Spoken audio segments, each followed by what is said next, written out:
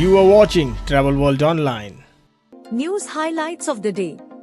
Uttarakhand GIS 2023 Investment MOU worth 5,450 crore rupees signed for tourism, infra. Air India Express unveils refreshed branding. Iglata announces Keshav Suri as recipient of the 2023 Pioneer Award. JW Marriott Bengaluru Prestige Golfshire Resort and Spa appoints Director of Marketing and Communications. Temple Connect launches Smart Temples mission to revolutionize spiritual experience with technology. Haravi reinforces pledge towards sustainable tourism. Now, news and details. Uttarakhand Chief Minister Pushkar Singh Dhami on Tuesday held a meeting with representatives of industry groups in the road show organized in Dubai for the Uttarakhand Global Investor Summit 2023. So far, investment MOUs worth 5,450 crore rupees have been signed with multiple industrial groups in Dubai in the presence of the Chief Minister, an official statement said. सबसे तेजी से बढ़ती अर्थव्यवस्था के रूप में और हमारे प्रधानमंत्री जी का जो संकल्प है कि भारत दुनिया का जैसे पांचवी आज बड़ी अर्थव्यवस्था बन गया है, आने वाले कुछ ही सालों में तीसरी अर्थव्यवस्था बनेगा और कठिन समय में भी जिस तरीके से आज दुनिया के अनेकों देश कहीं न कहीं अव्यवस्थित हो गए, कहीं न कहीं उनकी अर्थव्यवस्थाएं गड़बड़ा गई, ऐसे कालखंड में भी भारत ने Air India Express and AirAsia India, both subsidiaries of the Tata-owned Air India, unveiled a common, refreshed branding as a Air India Express on a new Boeing 737-8 aircraft on 18th October, Wednesday. With a modern look and bold, bright colors and aircraft livery, the airline invited guests to fly as you are, announcing its intention to differentiate itself by making meaningful connections across places, people and cultures, curating frictionless and digitally enabled travel experiences to provide best-in-class value, and offering service with a sense of unique Indian warmth. Now in August, we shared the new brand of Air India, the flagship airline that will take India's warmth and renowned standards of service to the farthest corners of the globe.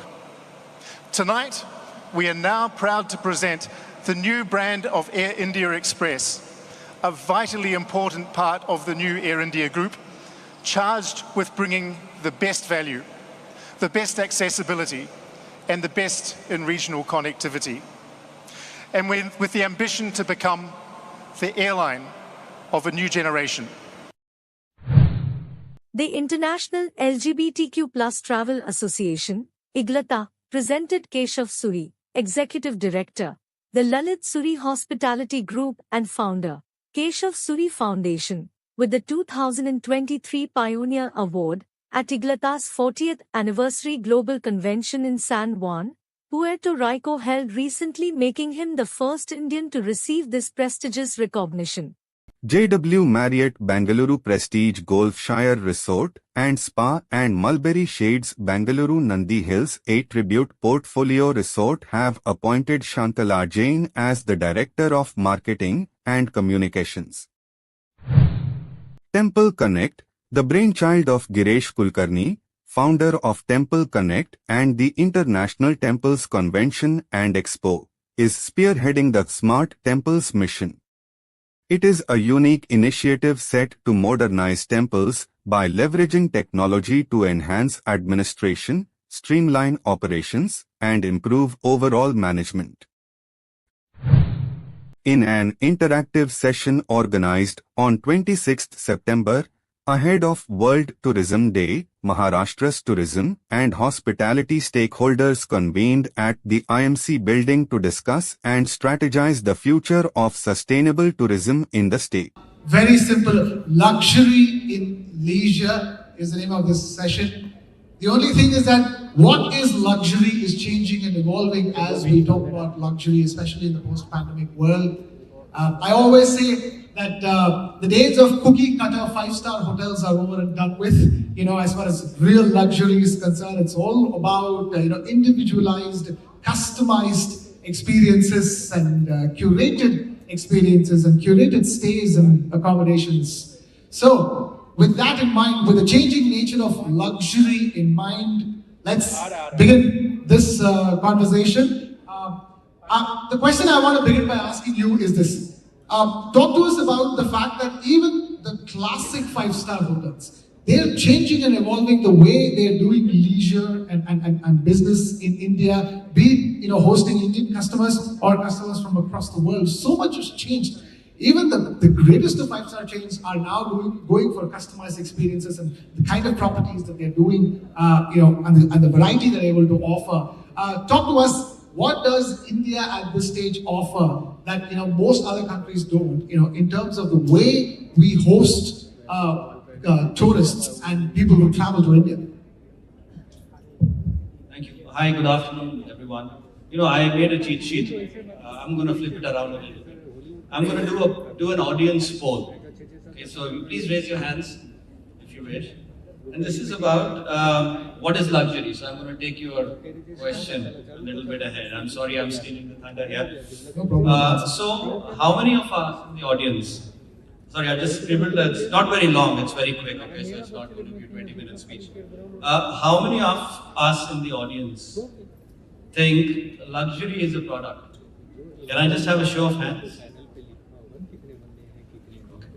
One, you've got one there. How many of us think that luxury is an experience? Okay, great. The last piece of that is, how many of us think that luxury is an emotion? Okay, that's a lot, right? So I think the answer to your question there is the branded hotel chains, many of us. And I think a lot of us already knew all along the way. A lot of us have started realizing now more and more that luxury is an emotion. Someone said, and it's actually one of my colleagues, I always steal his words because I love them so much.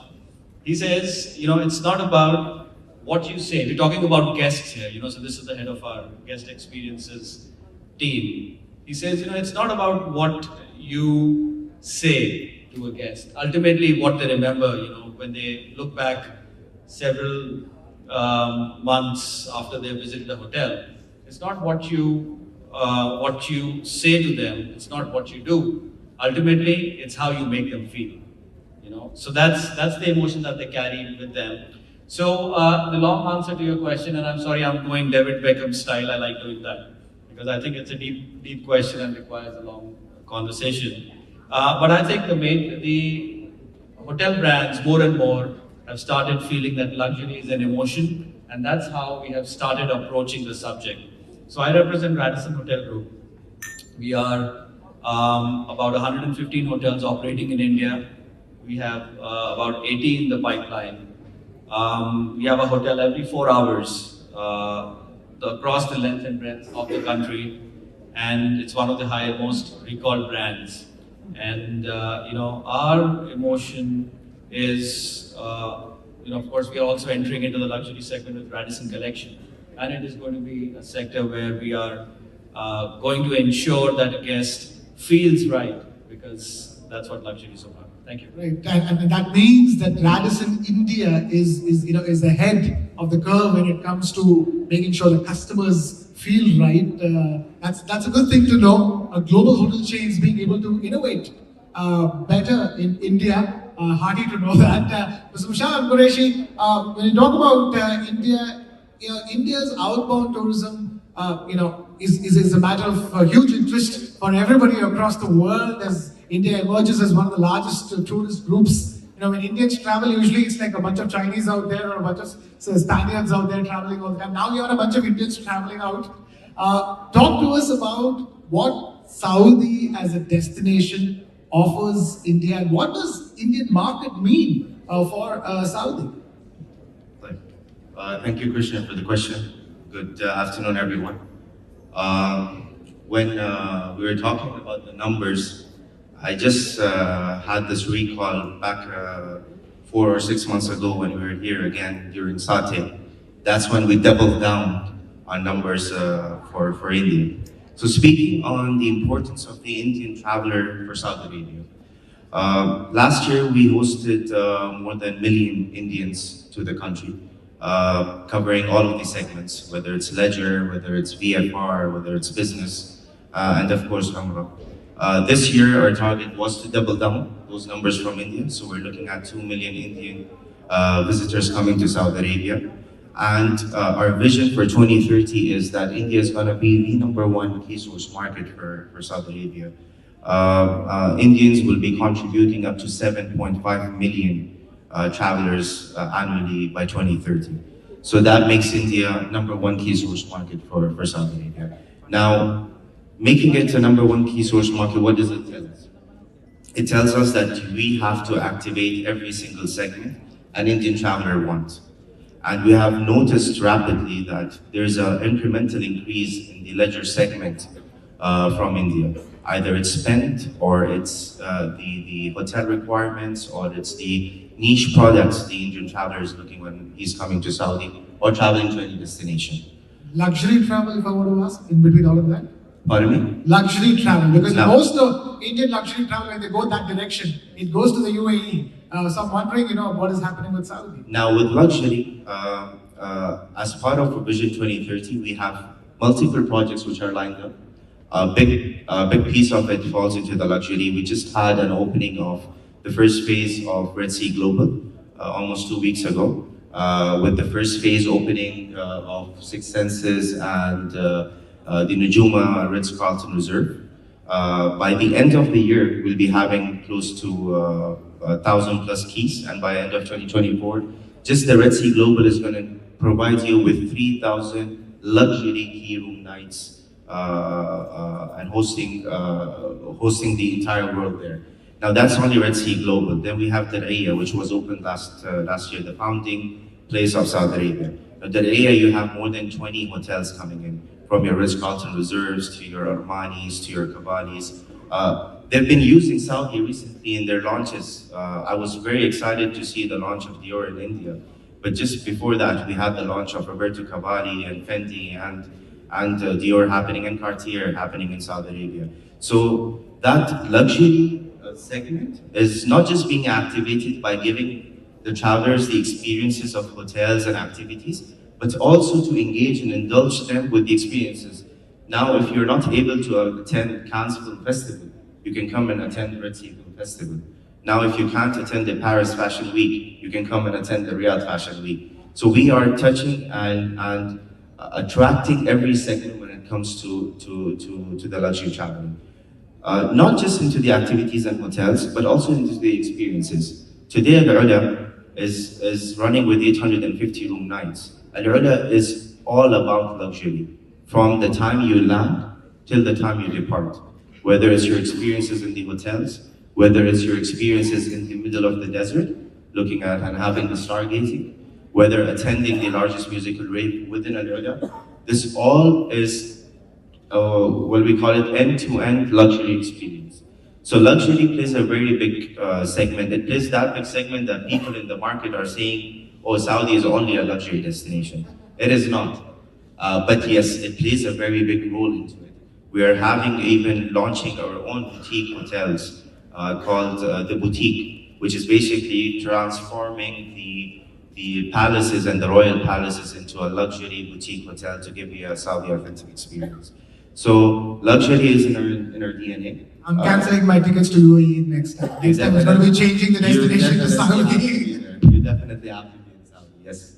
So that's luxury in a nutshell for Saudi. That doesn't mean that we're not focusing or investing heavily on our different segments. But yes, being here, sitting here today and talking specifically about luxury, I think the language here is spoken that way. I was just meeting one of my favorite agents today morning, and she was asking me about what's happening with Polo this year. So we're doubling down the investment on Polo. We're even attracting and trying to work on something that would actually bring both the cultures, the royal culture of India and the royal culture of the Arabia, into the country and host a friendly golf polo match. So it's just the start in the ocean. and you will be seeing more of Saudi and the luxury experiences coming into it. Fascinating. I can't. First of all, I was taken aback by the list of brands you mentioned. The first list, I could not keep track with that. And then all the experiences. Experiences are what is all about. We have another very important destination like Sri Lanka on the panel. We will talk about that. But before we get to the destination, little did we know that even before we get to destination, there can be luxury in the way you get to that destination. Luxury in the most unlikely of things, the most unglamorous of things. Like all the documentation you have to do before you go abroad. So, VFS, in that sense, is doing something very interesting. It's luxuriating even that experience, isn't it? Thanks for the question, and thanks, Jyoti, for the invitation. I think we heard just a while ago, luxury clearly is an emotion that, you rightly shared. What is potentially luxury to some is potentially something quite mundane to the others. VFS sits in a very unique position. It's almost the first point of entry or the impression of a destination when you actually go and apply for the visa. Very proud to say that VFS was established in India in 2001 and now is a global business present in 145 countries and represents 70 governments across the globe. And the objective is really to simplify a more complex visa application process, not just for the applicant and the traveler, but also for the local missions and the government as well. Applying for a visa, as we know, is quite a daunting process for some. You've got to complete lengthy visa application forms. You've got to ensure that all your documentation is in order. Your documentation is accurate because obviously it has a direct impact on the decision of you getting the visa. Over time, we've seen that customers need assistance with various parts of the visa application process. And we've brought in various value-added services, as we call them, to kind of alleviate all of the anxiety that individuals go through at the visa application centers. One of the things that's become more popular more recently is what we call a product that we call Visa at Your Doorstep, which enables us to come to the home or the office of the applicant rather than them coming into the visa application center. We bring in a biometrics kit that completes the entire process at their convenience, right? Becoming very, very popular across the globe and has really picked up over the last 2 years and really saves time for applicants. Some of the other things are things like offering a premium lounge where you come and have a more comfortable experience at the application center. If some of you have been to the application center here in Delhi, we know that there are a large number of applicants by virtue of the size of the opportunity. India is clearly one of our largest markets. It's a visa requiring country for most parts of the world, especially the West. So the premium lounge is quite popular.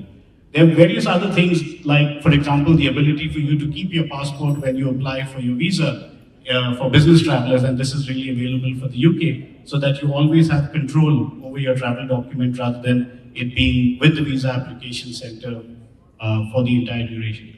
So there are various products like that that kind of simplify the application experience for customers that have now become really, really popular more recently. Fascinating. So that's how the visa process becomes luxurious. I was there at the center recently, sir. I have to say, very impressed with so many different counters, such organization in India. It's fascinating the way visa process, how far we've come and how much more we're going to go. I'm going to ask you the same question. We were meditating on the word luxury, sir. Where do you think it's evolving and where do you think it's going at this stage, especially when it comes to India and Indians are concerned? So, luxury can be connoted in different manners, and me coming from the oldest luxurious brand in the country, we're celebrating 120 years. I think it's about giving you more than what you expect, going out of your way.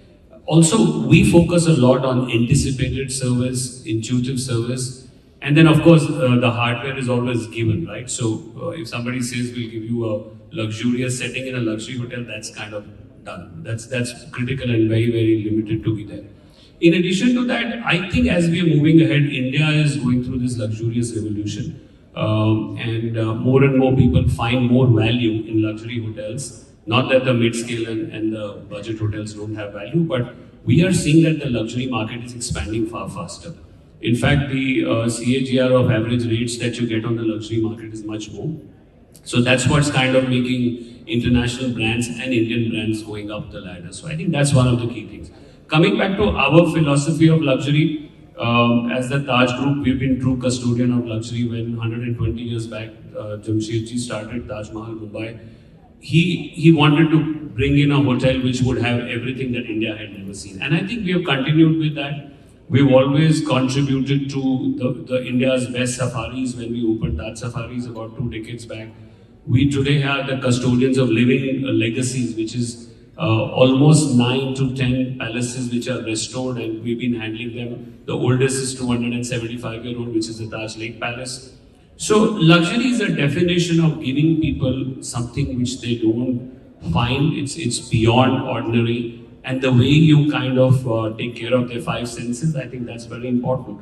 So our luxurious offerings are all towards making sure that you kind of manage the sensorial journey. And of course go out of your bound to give them a bespoke experience. Because I think as we move ahead, people are ready to pay you 20, 30, sometimes 100% premium by the time you understand them. And then you could fly the moon from wherever it's required to be done. So I think that's where India would move towards. Shooting for the moon as far as luxury is concerned. Before we go that far, there is Sri Lanka that's right next door. We were talking about more Indians wanting to go to Saudi, more Indians on the anvil. Saudi is getting ready to host more Indians. Sri Lanka should be getting ready to host more and more Indians as well, because so many have figured out what a destination with such short flight time that you can reach, and what luxurious experiences you can get in Sri Lanka. Yeah, absolutely, you're right. We have to look at Sri Lanka from a different perspective versus Saudi or Thailand or Indonesia for that matter. To start with, Jyoti, I made this statement at a Thai convention as well. Sri Lanka and India go back a long way, 2,500 years ago, even more, according to the Ramayana trail. Our naughty prince went there, and then one of your naughty princes came to us and made us King Vijay. So our history goes a long way. Your big brother, you're talking about domestic tourism in the morning. You're talking about 18 million, correct me if I'm wrong. So why not Sri Lanka be part of it as well? And the luxury part can be part of that as well. This is interesting, counting Sri Lanka as part of domestic tourism. Exactly, because if you look at from New Delhi, it's only 3 hours, and from Chennai, it's only 45 minutes, 50 minutes. It's like this. And it's how you define luxury from a Sri Lankan perspective. I'm going to pitch it later as well with our new campaign, how we're going to come out with. How do you define luxury? Luxury for Sri Lankans are the cultural diversification. Whether you're Sinhalese, whether you're Hindu, whether you're Muslim, everything that we have to offer. And don't forget our 22 million warm hearts. We are a very hospitable nation. I think 500-600 of you experienced it a few months ago at the Thai convention. We are known for that. Of course, there can be 1 out of 100, have a negative connotation. But at the same time, we do look after our guests. Don't forget during COVID, when tourists were stuck in Sri Lanka, when they couldn't get flights and they couldn't stay in hotels, actually our people at our homes kept them free of charge. That is the Sri Lankan culture, that's the Sri Lankan nature. Luxury again, look at glamping in Sri Lanka. Where can you get a wild elephant and within 30 minutes go and look at the biggest whale in the world? That is Sri Lanka. That's why Steven Spielberg called it a studio. In 1983, when he shot Indiana Jones and the Temple of the Doom, Steven Spielberg, George Lucas, Harrison Ford spent over 40 days in Sri Lanka shooting Indiana Jones and the Temple of the Doom. He called it a studio. My brief for the agency this time to do the campaign was, we are an all-in-one capsule. Minus the snow. Who needs the snow? Snow is snow. You can get it in Europe if you want to, even in India. Of course, in India, you get all of this, but you have to get a domestic flight. But in Sri Lanka, it's a matter of a motorbike or a train ride. It's the most amazing experience, the 9 arches. Sri Lankan culture, Sri Lankan nature is a luxury itself. It is given by nature, given by God. It is not man-made. It is there for us to experience it. For example, go back to the World War. I don't know whether any of you know, this is also part of luxury tourism. We have only 150 shipwrecks. Don't forget, we were ruled by the Portuguese, the Dutch, and the British for almost 500 years. So the resources that we have, of course, we have the Taj, we have the Hilton, we have the Shangri-Las, we have the Radissons, we have all that. We just recently opened in the middle of Yala, a 5-star Hilton resort, which is going at high end. Going ahead with the concept of luxury tourism, we have a 2030 vision like Saudi as well. according to His Excellency the President and with the guidance of our Minister. Our target for 2030 is 5 million. As you know, we went through COVID pandemic, then the economic crisis we had last year. Our best year was 2.3 million in 2018. Now we are making a massive comeback. Already we have crossed the 1.1 million mark. This year's target is 1.5 million. And of course, India is number one. Always number one. India will be always number one.